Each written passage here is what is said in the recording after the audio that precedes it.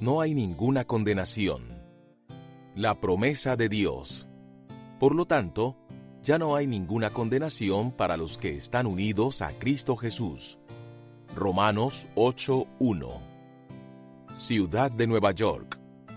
Si quieres ver la silueta de la ciudad, mira desde el puente Brooklyn. Para espectáculos, ve a Broadway. ¿Estás buscando inspiración? Visita la Estatua de la Libertad. ¿Te gusta comprar? Las tiendas en la Quinta Avenida esperan por tu tarjeta de crédito. Pero si quieres sentirte deprimido, totalmente abrumado y absolutamente consternado, toma un taxi hasta la esquina de la Avenida de las Américas y la calle 44 Oeste y pasa unos instantes delante del reloj de la deuda pública de Estados Unidos.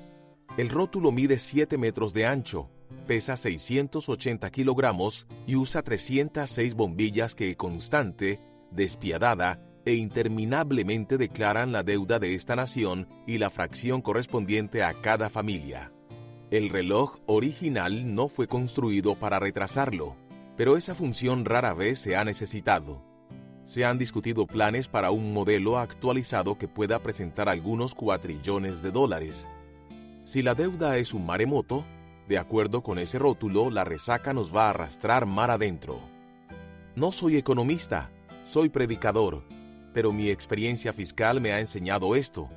Cuando la gente debe más de lo que posee, espera problemas.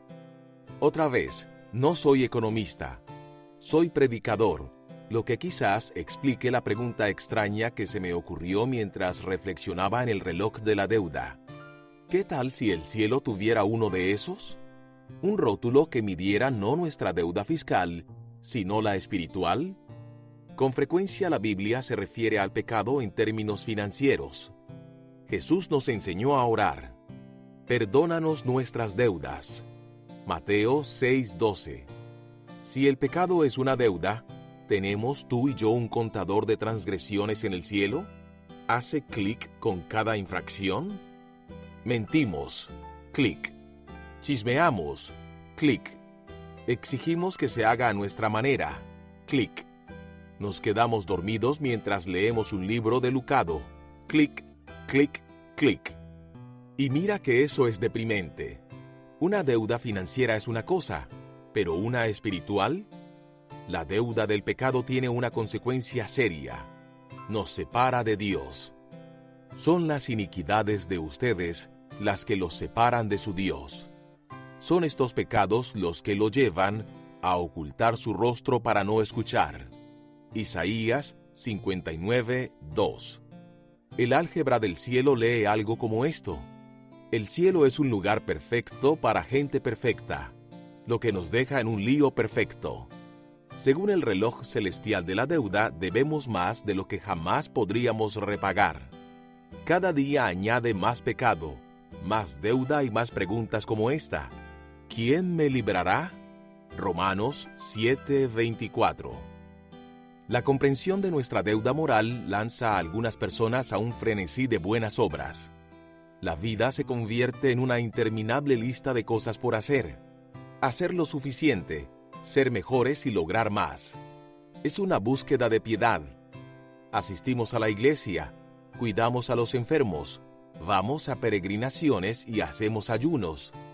Sin embargo, muy adentro está el miedo constante. ¿Qué tal si, a pesar de haber hecho todo eso, aún así no es suficiente?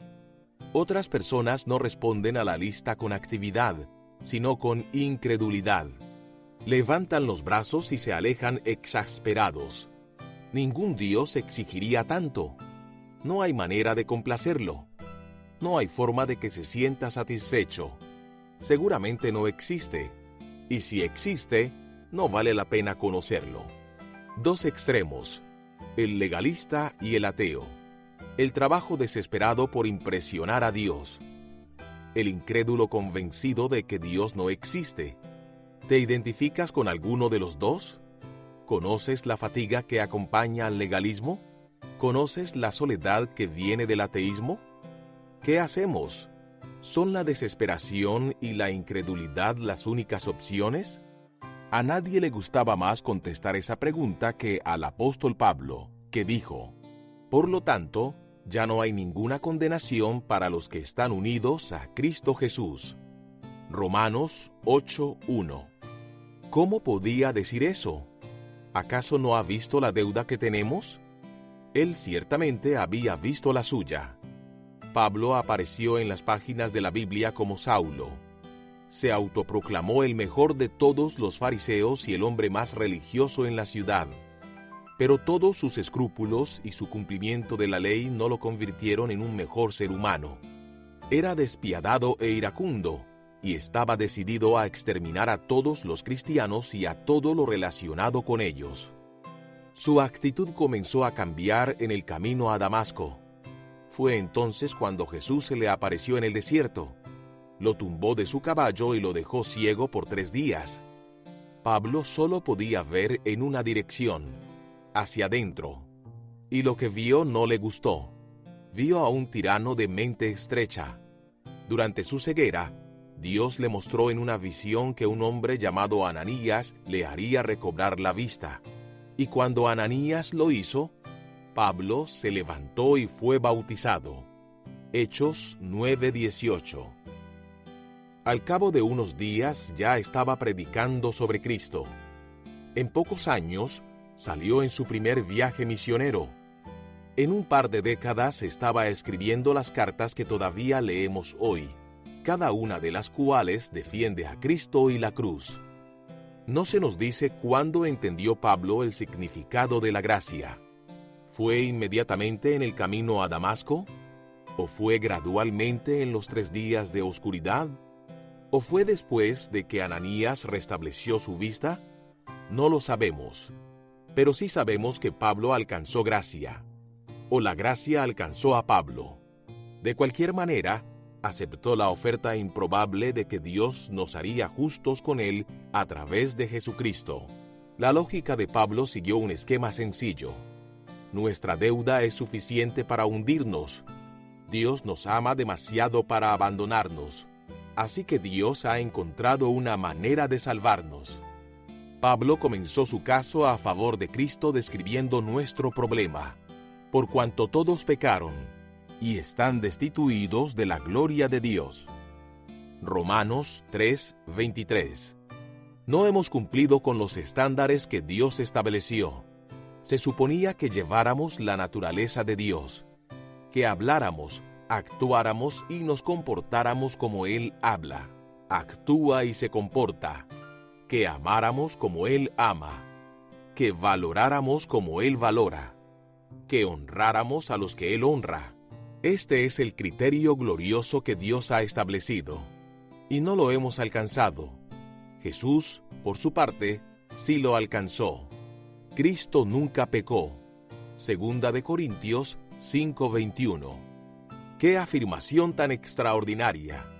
Ni una sola vez Jesús dobló a la derecha cuando se suponía que lo hiciera a la izquierda. No se quedó callado cuando se suponía que hablara, ni habló cuando se suponía que permaneciera en silencio. Él fue tentado en todo de la misma manera que nosotros, aunque sin pecado. Hebreos 4:15. Él era la imagen de Dios las 24 horas del día, 7 días a la semana. Cuando se trata de estándar, Él es el estándar. Estar libre de pecado es ser como Jesús. Pero, ¿quién puede hacerlo? Es posible que tengamos momentos de bondad y generosidad esporádicos, pero ¿quién entre nosotros refleja la imagen de Dios todo el día, todos los días? Pablo no encontró a nadie. Así está escrito: no hay un solo justo, ni siquiera uno. No hay nadie que entienda, nadie que busque a Dios. Romanos 3:10-11. La gente se irrita, con frecuencia, ante el mensaje de estos versículos. Se ofenden ante el alegato: ¿que nadie es justo? ¿Que nadie busca a Dios? Y entonces presentan su currículum de rectitud. Pagan sus impuestos, aman a sus familias, esquivan la adicción, dan dinero a los pobres, buscan justicia para los oprimidos. Comparados con el resto del mundo, son buenas personas. Ah, Pero aquí está el problema. Nuestro estándar no es el resto del mundo. Nuestro estándar es Cristo. Comparados con Cristo, nosotros, bueno, ¿puedes escuchar el reloj de la deuda? Hace algún tiempo, comencé a nadar como ejercicio. No me compré uno de esos bañadores pequeños marca Speedo, pero compré gafas de natación. Fui a una piscina y comencé. Durante las semanas siguientes hice algunos progresos. De renacuajo a ranita. No era la gran cosa, pero podía nadar el carril ida y vuelta. De hecho, me estaba sintiendo bastante bien con mi mejoría.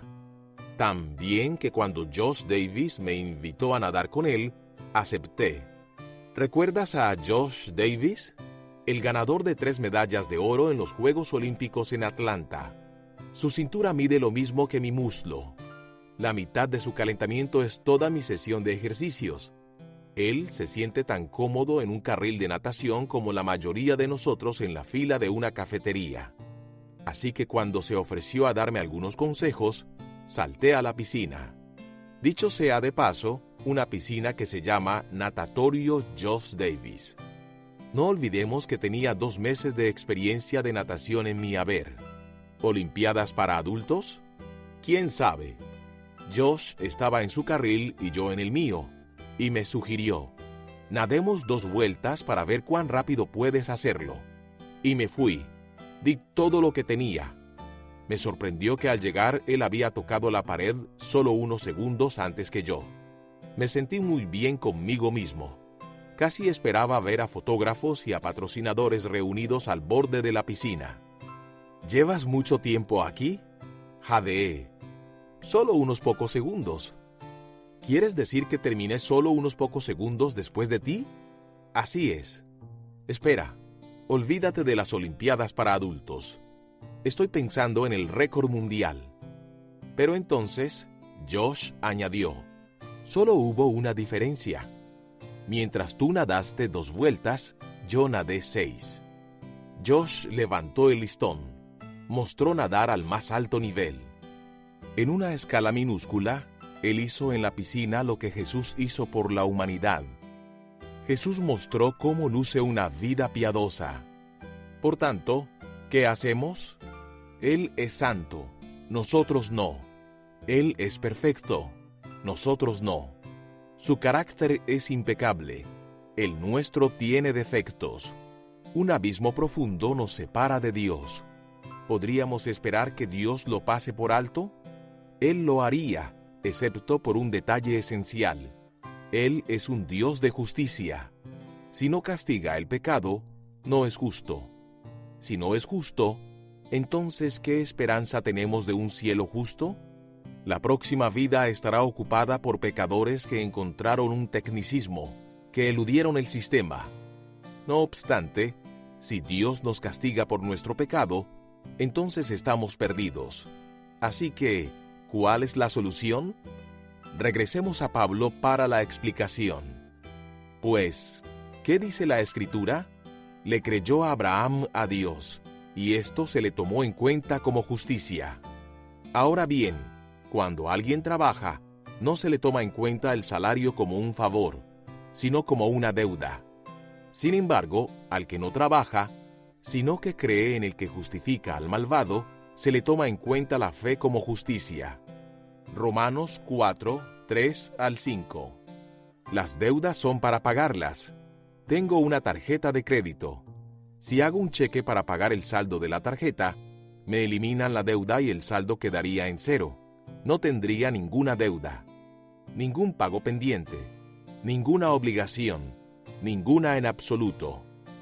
Según Pablo, Dios ha hecho lo mismo con nuestra deuda espiritual. Él nos presenta a Abraham como ejemplo de un receptor de gracia. Sí, el Abraham del año 2000 a.C. Abraham no tenía una deuda de tarjeta de crédito, sino una deuda espiritual. Había pecado. Era un buen hombre, estoy seguro, pero no lo suficientemente bueno como para vivir sin deuda. Su reloj de la deuda tenía muchísimos clics. Cada vez que le gritaba una palabrota a su camello, clic. Cada vez que coqueteaba con una criada, clic. Cada vez que se preguntaba a dónde lo estaba dirigiendo Dios y si éste sabía a dónde él se dirigía. Clic, clic, clic. Pero a pesar de todo lo malo que hizo Abraham, escogió hacer algo bueno. Él creyó, puso su fe en Dios, y como creyó, algo maravilloso e inexplicable le ocurrió a su reloj de deuda. Fue devuelto a cero. Le creyó Abraham a Dios, y esto se le tomó en cuenta como justicia. La promesa de Dios a Abraham fue la salvación por fe. La promesa de Dios para ti y para mí es la salvación por fe, solo por fe. Dios hizo que Cristo, al derramar su sangre, fuera el instrumento del perdón. Este perdón se alcanza por la fe. Así quería Dios mostrar cómo nos hace justos, perdonando los pecados que habíamos cometido antes, porque Él es paciente. Él quería mostrar en el tiempo presente cómo nos hace justos, pues así como Él es justo, hace justos a los que creen en Jesús. Romanos 3, 25, 26. Dios nunca transigió en su estándar. Él satisfizo toda petición de justicia, pero también satisfizo el anhelo de amor. Demasiado justo como para pasar por alto nuestro pecado, demasiado amoroso como para ignorarnos. Él puso nuestro pecado sobre su Hijo y lo castigó allí. Al que no cometió pecado alguno, por nosotros Dios lo trató como pecador, para que en él recibiéramos la justicia de Dios. Primera de Corintios 5:21. Ahora entendemos el grito de Cristo desde la cruz. Dios mío, ¿por qué me has desamparado? Mateo 27:46. Jesús sintió la ira de un Dios justo y santo. Una ola tras otra, una carga tras otra, una hora tras otra. Él gritó las palabras del Salmo que debió haber conocido desde su juventud. ¿Por qué me has desamparado? Jesús sintió la separación entre su Padre y él. Y entonces, cuando ya casi no podía soportar más, exclamó: todo se ha cumplido. Juan 19:30. Su misión había terminado. En el momento de la muerte de Jesús, ocurrió un milagro increíble. Pero Jesús dio un fuerte grito y murió, y el velo del templo se rasgó en dos, de arriba a abajo. Marcos 15, 37, 38. El velo separaba al pueblo del lugar santísimo del templo, y había sido así por siglos. Según la tradición, el velo, que tenía el grosor de la palma de la mano, era un tejido de 72 trenzas torcidas, y cada trenza consistía de 24 hilos. Al parecer, el velo medía 60 pies de largo por 30 pies de ancho. No estamos hablando de cortinas pequeñas y delicadas. Esta cortina era una pared hecha de tela. El que se haya rasgado de arriba a abajo revela que las manos detrás de la acción eran divinas. Dios mismo agarró la cortina y la rasgó en dos. Se acabó. No más división. No más separación. No más sacrificios. Ya no hay ninguna condenación para los que están unidos a Cristo Jesús. Romanos 8:1. Jesús mismo cargó nuestros pecados sobre su cuerpo en la cruz, para que nosotros podamos estar muertos al pecado y vivir para lo que es recto. Por sus heridas, ustedes son sanados. Primera de Pedro 2:24. La obra de redención del cielo estaba terminada. La muerte de Cristo trajo vida nueva. Cualquier barrera que nos haya separado, o pueda separarnos jamás, de Dios ya no existe. Ya no existe el temor de no dar la talla. Desapareció la búsqueda ansiosa de la conducta correcta. Ya no existen las preguntas inquietantes. ¿He hecho lo suficiente? ¿Soy lo suficientemente bueno? ¿Lograré lo suficiente? El legalista encuentra descanso. El ateo encuentra esperanza. El Dios de Abraham no es un Dios de cargas, sino un Dios de descanso. Él sabe que estamos hechos de carne. Sabe que no podemos alcanzar la perfección. El Dios de la Biblia, sin embargo, es aquel que dice: Vengan a mí todos ustedes que están cansados y agobiados, y yo les daré descanso. Carguen con mi yugo y aprendan de mí, pues yo soy apacible y humilde de corazón, y encontrarán descanso para su alma, porque mi yugo es suave y mi carga es liviana. Mateo 11, 28 al 30. Cuando pierdes los estribos con tu hijo, Cristo interviene. Yo pagué por eso. Cuando mientes y todo el cielo se queja, tu Salvador dice: mi muerte cubrió ese pecado. Cuando deseas a alguien que aparece en la página central, te deleitas en el dolor de alguien, codicias el éxito de alguien o maldices el error de otra persona, Jesús se presenta ante el tribunal del cielo y señala a la cruz manchada con sangre. Ya tomé las medidas necesarias, pagué esa deuda, ya cargué los pecados del mundo. Karl Barth describe la gracia así: en un lado está Dios en su gloria como Creador y Señor, y en el otro lado está el hombre, no solo la criatura, sino el pecador, el que existe en la carne y quien en la carne está contra él. No es simplemente una frontera, sino un abismo profundo. Sin embargo, este abismo es cruzado no por el hombre, no por Dios y el hombre, sino solo por Dios. Este hombre ni siquiera sabe cómo ocurre ni cómo le pasa. La salvación, de principio a fin, es obra de nuestro Padre. Dios nos separa en una montaña y nos dice que la escalemos y lo encontremos. Él baja hasta nuestro valle oscuro y nos encuentra. No ofrece pagar toda la deuda menos $1, si nosotros pagamos el $. Él paga hasta el último centavo. No ofrece completar la obra si nosotros la comenzamos. Él hace todo el trabajo, de principio a fin. No negocia con nosotros y nos dice que pongamos en orden nuestra vida para entonces ayudarnos. Él lava nuestros pecados sin nuestra ayuda. En una ocasión, una anciana preguntó sobre la seguridad de su salvación. Aunque había dedicado su vida al Señor, un cínico preguntó: ¿cómo puede estar segura? ¿Cómo sabe usted que después de todos estos años, Dios no la dejará que se hunda en el infierno? Él perdería más si lo hiciera. Le contestó: yo solo perdería mi propia alma. Él perdería su buen nombre. ¡Qué gran regalo te ha dado Dios! Te has ganado la lotería más grande en la historia de la humanidad, y ni siquiera pagaste por el boleto. Tu alma está segura. Tu salvación está garantizada. Tu nombre está escrito en el único libro que importa.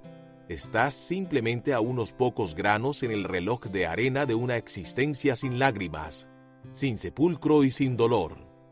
Este es el mensaje de Dios, la promesa de la gracia, la declaración que Pablo predicó con entusiasmo incansable. Lo que nosotros no podemos hacer, Dios lo ha hecho. Él nos justifica por su gracia. La gracia es completamente de Dios. Dios amándonos, Dios inclinándose, Dios ofreciendo, Dios cuidando y Dios cargando. Esta es la versión de la gracia de Dios. ¿Es tuya? No pases esta pregunta muy aprisa. La culpa hierve a fuego lento como un veneno en demasiadas almas. No permitas que tenga un lugar en la tuya. Antes que pases la página, aprópiate de esta promesa que está escrita con la sangre carmesí de Cristo. Ya no hay ninguna condenación para los que están unidos a Cristo Jesús. Romanos 8:1. Ninguna condenación. No condenación limitada, condenación apropiada o condenación calculada. Eso es lo que da la gente. ¿Qué les da Dios a sus hijos? Ninguna condenación. Afírmate en esta promesa. O, mejor dicho, lleva esta promesa hasta el reloj de tu deuda personal. Y mientras miras la deuda insuperable que debes, la deuda que jamás podrás pagar, permite que esta promesa sea declarada. Ya no hay ninguna condenación para los que están unidos a Cristo Jesús.